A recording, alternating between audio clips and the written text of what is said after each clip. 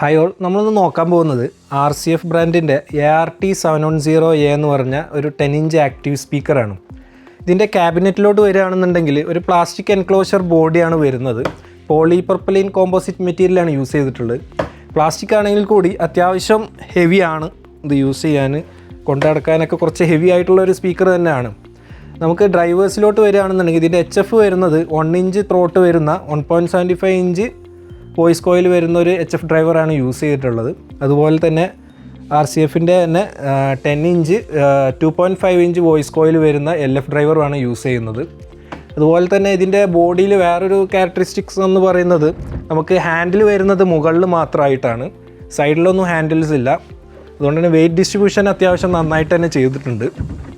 അതുപോലെ ഇതിൻ്റെ ബാക്ക് സൈഡിൽ നമ്മൾ നോക്കുകയാണെന്നുണ്ടെങ്കിൽ ആംപ്ലിഫയർ സെക്ഷനിൽ വരുന്നത് 1400 വാട്ട്സ് പീക്ക് പവർ വരുന്ന ഒരു ക്ലാസ് D ആംപ്ലിഫയറാണ് ഇതിൽ യൂസ് ചെയ്തിട്ടുള്ളത്. 700 വാട്ട്സ് RMS പവറാണ് ഇത് പവർ ചെയ്യുന്നത്. അതുപോലെ തന്നെ 200 വാട്ട്സ് ഇത് ആക്ച്വലി ബൈ ആംപ്ലിഫൈഡ് ആണ്. 200 വാട്ട്സ് HFനും 500 വാട്ട്സ് LFനുമാണ് ഇത് പ്രൊവൈഡ് ചെയ്യുന്നത്. ഇതിൻ്റെ ബാക്ക് സൈഡിൽ നമുക്ക് ഇൻപുട്ട് സെക്ഷനിൽ നോക്കുകയാണെന്നുണ്ടെങ്കിൽ നമുക്കൊരു XLR ഇൻപുട്ട് കിട്ടുന്നുണ്ട്, അതുപോലെ വോളിയം ലെവൽ കൺട്രോളും കിട്ടുന്നുണ്ട്, അതുപോലെ ഒരു XLR ഔട്ടും ഉണ്ട്, അല്ലാന്നുണ്ടെങ്കിൽ ഫോണോ ഔട്ടും യൂസ് ചെയ്യാം. അതുപോലെ ഇതിൽ ഇൻപുട്ട് സെൻസിറ്റിവിറ്റി നമുക്ക് ലൈൻ ഇൻപുട്ട് അല്ലെങ്കിൽ മൈക്ക് ഇൻപുട്ട് സെലക്ട് ചെയ്യാൻ പറ്റും. വേറെ ഫീച്ചർ എന്ന് പറയുന്നത് നമ്മൾ ലിമിറ്റർ കൊടുത്തിട്ടുള്ളത് സോഫ്റ്റ് ലിമിറ്ററാണ്. അതുപോലെ തന്നെ പ്രൊട്ടക്ഷൻ ഫംഗ്ഷനായിട്ട് RMS പ്രൊട്ടക്ഷനും അതേപോലെ തെർമൽ പ്രൊട്ടക്ഷനും, അതുപോലെ തന്നെ കൂളിംഗ് സിസ്റ്റം എന്ന് പറയുന്നത് കൺവെക്ഷൻ കൂളിംഗ് ആണ്, എക്സ്ട്രാ ഫാനൊന്നുമില്ല, അതുകൊണ്ട് തന്നെ ലോ നോയിസ് വർക്കിംഗ് ആയിരിക്കും. അതുപോലെ ഇതിൽ എക്സ് ബൂസ്റ്റ് എന്നൊരു ഓപ്ഷൻ വരുന്നുണ്ട്. നമ്മൾ ബേസ് ഫ്രീക്വൻസി ബൂസ്റ്റ് ചെയ്യാനുള്ളൊരു ഓപ്ഷനാണ്. ഇതിൻ്റെ DSP പ്രോസസ്സിംഗ് എല്ലാം തന്നെ RCFൻ്റെ തന്നെ DSP പ്രോസസ്സിംഗ് ആണ് വരുന്നത്.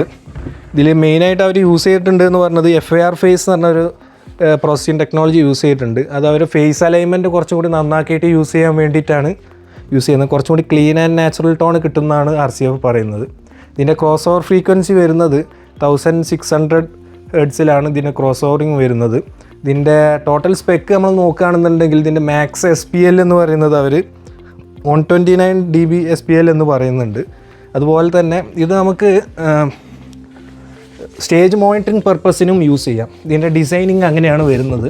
ഇതിൻ്റെ ഫ്രീക്വൻസി റെസ്പോൺസ് വരുന്നത് 50 Hz to 20 kHz ആണ് കമ്പനി പറയുന്നത്. തന്നെ ഇതിൻ്റെ കവറേജ് ആംഗിൾ വരുന്നത് 90 ഡിഗ്രി ഹോറിസോണ്ടലും അതേപോലെ 70 ഡിഗ്രി വെർട്ടിക്കൽ ആംഗിളും ആണ് വരുന്നത്.